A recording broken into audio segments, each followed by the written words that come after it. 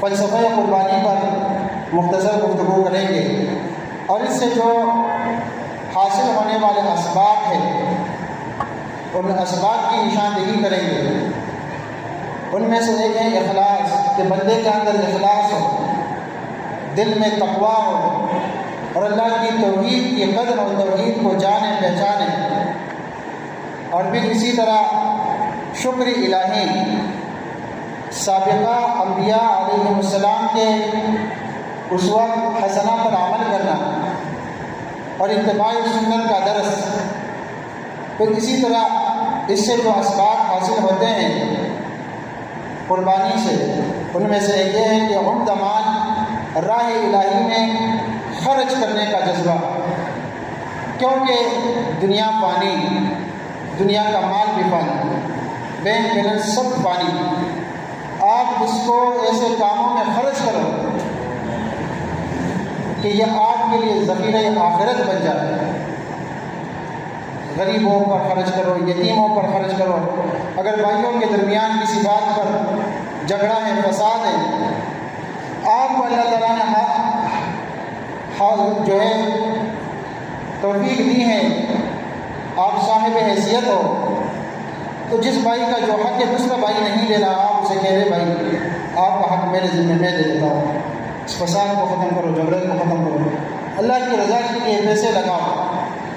تو یہ قربانی کے اسباب میں سے ایک اہم ترین سبق ہے، عمدہ مال راہ الہی میں خرچ کرنے کا جذبہ۔ پھر اسی طرح غریبوں مسکینوں کی خدمت، جوانی کی عبادت، پھر اسی طرح جانوروں پر شفقت، اور پھر اسی طرح گناہوں سے بچنے کی عملی مشق اور بے عیب ہونے کی کوشش کرنا۔ ہم دیکھتے ہیں کہ قربانی کا جانور ہے، بالکل بے عیب ہونا چاہیے۔ انسان اپنے آپ کو تو پہلے بے عیب کر لے، اور اسی طرح شوق شہادت کا جذبہ بیدار کرنا اور خواہشات کے نفس کا گلا دبانا، یہ بہت سارے اسباب قربانی سے ہمیں ملتے ہیں۔ برادران اسلام، قربانی کسی جانور کو صرف ذبح کرنے کا نام نہیں، قربانی صرف کسی جانور کو مار کے اس کا خون بہانے کا بھی نام نہیں، قربانی کسی جانور کو کاٹ کے اس کے گوشت سے لطف اندوز ہونے کا بھی نام نہیں ہے، قربانی عید کے دن لذیذ پکوانوں سے شکم سیر ہونے کا بھی نام نہیں، قربانی لذت دہن کا بھی نام نہیں ہے، قربانی گوشت کے مختلف عمدہ ڈشز تیار کروا کے اس سے چھٹکارا لینے کا بھی نام نہیں ہے۔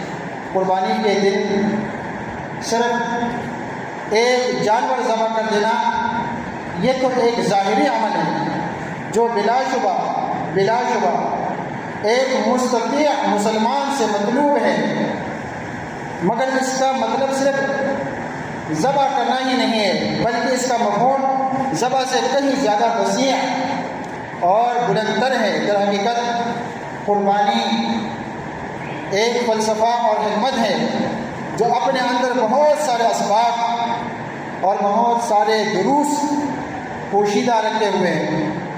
اس مناسبت سے آج کے خطبہ جمعہ میں ان اسباب و دروس کو حاصل کرنے کی کوشش کرتے ہیں تاکہ ہم صحیح معنوں میں قربانی کی روح کو سمجھ سکیں، حاصل کر سکیں۔ اب سب سے پہلی بات، قربانی کسے کہتے ہیں؟ قربانی کا فلسفہ اور اس کی حکمت جاننے سے قبل اس کے معنی پر غور کرتے ہیں۔ یہ اصل جو لفظ ہے قربان، اس کا جو مادہ ہے روح، وہ قاف را با ہے۔ اس کے معنی ہوتے ہیں قریب ہونا، نزدیکی حاصل کرنا، جیسے کہ قرآن مجید کی بہت ساری آیتوں میں ہے وَلَا تَقْرَبُوا، نزدیک مت جا، یا فرمایا وَلَا تَقْرَبَا هَذِهِ الشَّجَرَةَ، اس درخت کے قریب مت جانا۔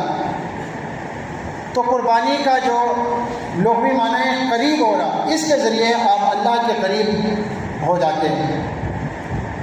اس کی اصطلاحی تعریف علماء نے یوں بیان کی ہے ما یتقرب به الی اللہ تعالی من ذبیحۃ وغیرہ، جس کے ذریعے اللہ تبارک و تعالیٰ کا تقرب حاصل کیا جائے۔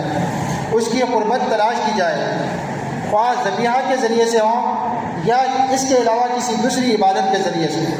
اس کا مطلب یہ ہوا کہ اللہ سبحانہ و تعالیٰ کی ذات سے قربت حاصل کرنے اور اس کی رضا کے لیے عبادت کی نیت سے اس کی بارگاہ میں کوئی جانی مالی صدقہ پیش کرنا، یہ دین اسلام میں ہوتا ہے قربانی۔ قربانی سے ہمیں جو اسباق ملتے ہیں ان اسباق میں سے ایک سبق ہے اخلاص۔ اعمال میں اخلاص کا کردار ریڑھ کی ہڈی جیسا ہے۔ اخلاص ایسا عمل ہے کہ اس کی موجودگی کسی بھی عمل کو چار چاند لگا دیتی ہے، اور اس کی عدم موجودگی بڑے بڑے عمل کو ناکارہ بنا دیتی ہیں۔ اس لیے دیگر اعمال صالحات کے ساتھ قربانی جیسے عظیم عمل میں بھی اخلاص، خلوص نیت بے حد ضروری ہے، اور اسی بات کا رب تعالیٰ نے ہمیں حکم دیا ہے۔ کیا فرمایا ہمارے رب نے؟ فرمایا قل، کہہ دیجئے، فرما دیجئے، ان صلاتی و نسکی و محیای و مماتی للہ رب العالمین، بے شک میری نماز، میری قربانی، میری زندگی اور میری موت سب اللہ رب العالمین کے لیے ہے جو تمام جہانوں کا رب ہے۔ پیارے بھائیوں، سیدنا ابو امامہ باہلی رضی اللہ عنہ سے بات ہے کہ اللہ کے رسول صلی اللہ علیہ وسلم نے فرمایا ان اللہ لا يقبل من العمل الا ما كان له خالصا وابتغي به وجهه، بلا شبہ اللہ تعالیٰ صرف وہی عمل قبول کرتا ہے جو خالص اسی کے لیے ہو اور اس سے اللہ کی رضا مقصود ہو۔ اللہ کی رضا کے لیے کوئی عمل ہو تو اللہ کے ہاں قابل قبول ہے۔ تو پیارے بھائیو، اس کا مطلب یہ ہوا کہ قربانی کا بنیادی فلسفہ یہ ہے کہ انسان جو بھی عمل کرے وہ رب کی رضا کے حصول کے لیے ہو، وگرنہ رب تعالیٰ کے ہاں اس عمل کی کوئی حیثیت نہیں ہوگی۔ اب قربانی کے دروس میں سے دوسرا درس وہ تقویٰ ہے۔ قربانی کا سب سے بڑا فلسفہ اللہ تعالیٰ کا ہم مسلمانوں کو تقویٰ کی تعلیم دینا ہے۔ ہمارے دلوں میں گناہوں اور گناہوں سے نفرت پیدا ہو اور نیکیوں کا شوق بیدار ہو، اسی لیے قربانی کا عمل کیا جاتا ہے۔ یہی وجہ ہے کہ رب تعالیٰ نے قربانی کا خاص مقصد بیان کرتے ہوئے کیا ارشاد فرمایا؟ اللہ رب العالمین نے قربانی کا خاص مقصد بیان کرتے ہوئے اپنی کتاب میں، اپنے کلام میں ارشاد فرمایا لن ینال اللہ لحومها ولا دماؤها ولكن يناله التقوى منكم كذلك سخرها لكم لتكبروا الله على ما هداكم وبشر المحسنين، سورۃ الحج کی آیت نمبر 37۔ اللہ سبحانہ وتعالیٰ کو ہرگز ان قربانیوں کے گوشت پہنچیں گے اور نہ ان کے خون، لیکن اسے تمہاری طرف سے تقویٰ پہنچے گا۔ اسی طرح اس نے انہیں تمہارے لیے مسخر کر دیا تاکہ تم اس پر اللہ سبحانہ وتعالیٰ کی بڑائی بیان کرو کہ اس نے تمہیں ہدایت دی اور نیکی کرنے والوں کو خوشخبری سنا دے۔ پیارے بھائیوں، اب اگر کسی شخص کے اندر قربانی سے یہ مقصد حاصل ہو جاتا ہے تو سمجھیے اس کی قربانی صحیح ہے، ورنہ اس کی قربانی رائگاں و ضائع و برباد ہے۔ اس لیے کہ قربانی کا جو اصل اور جو حقیقی مقصد ہے وہ تقویٰ ہے۔ اگر ایک شخص کو تقویٰ نہیں، اس میں تقویٰ نہیں، اس کے ظاہری عمل کا کیا فائدہ؟ تو جو قربانی کا ظاہری گوشت ہے، خون بہایا، اس چیز کی تو اللہ تعالیٰ کو کوئی ضرورت نہیں ہے۔ وہ انسان کے دل میں جو تقویٰ ہے، للہیت ہے کہ اللہ کی رضا کے لیے عمل کر رہا ہے، اسی پر انسان کو اجر و ثواب ملے گا۔ اب قربانی سے توحید کا سبق، مشرکین مکہ اللہ تعالیٰ کے علاوہ سینکڑوں معبودان باطلہ کی عبادت کرتے تھے، انہوں نے ہر کام کے لیے مختلف معبود بنا رکھے تھے، اور اللہ تعالیٰ نے اس شرک کو حرام قرار دیا ہے۔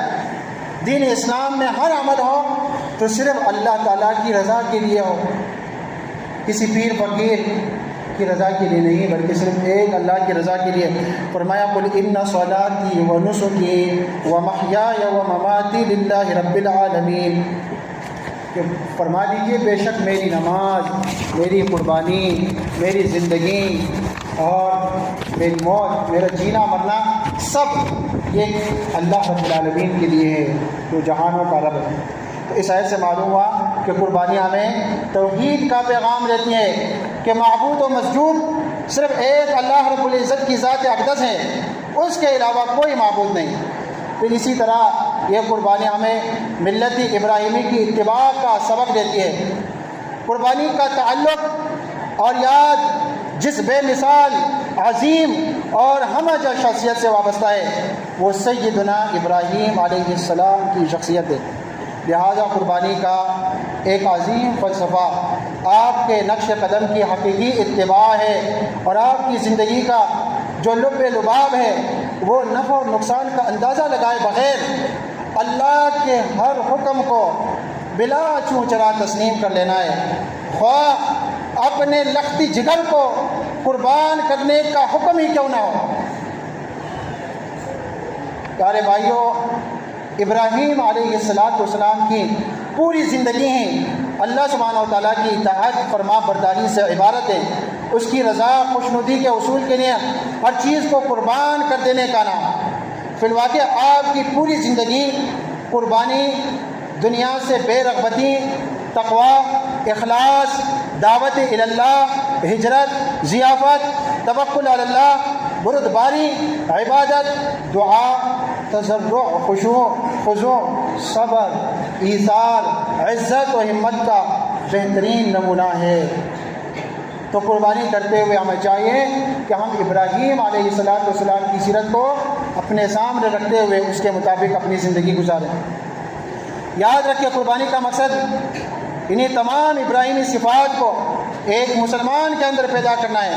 یہی وجہ ہے کہ رب تعالیٰ نے ارشاد فرمایا قد کانت لکم اسوۃ حسنۃ فی ابراہیم والذین معہ، یقیناً تمہارے لیے اے مسلمانوں ابراہیم علیہ السلام اور ان لوگوں میں جو اس کے ساتھ تھے ایک بہترین نمونہ ہے، اچھا نمونہ ہے۔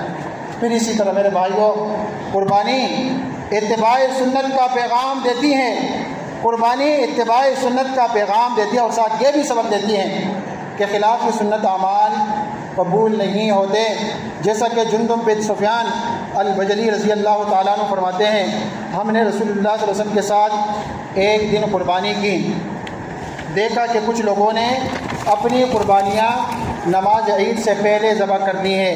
نبی صلی اللہ علیہ وسلم نے جب دیکھا کہ وہ نماز سے پہلے ہی ذبح کر چکے ہیں تو فرمایا جس نے نماز سے یعنی عید کی نماز سے پہلے قربانی ذبح کر لی ہے تو وہ اس کی جگہ اور جانور ذبح کریں، اور جس نے ذبح نہیں کیا حتیٰ کہ ہم نے نماز پڑھ لی تو وہ اللہ کے نام پر ذبح کر لیں۔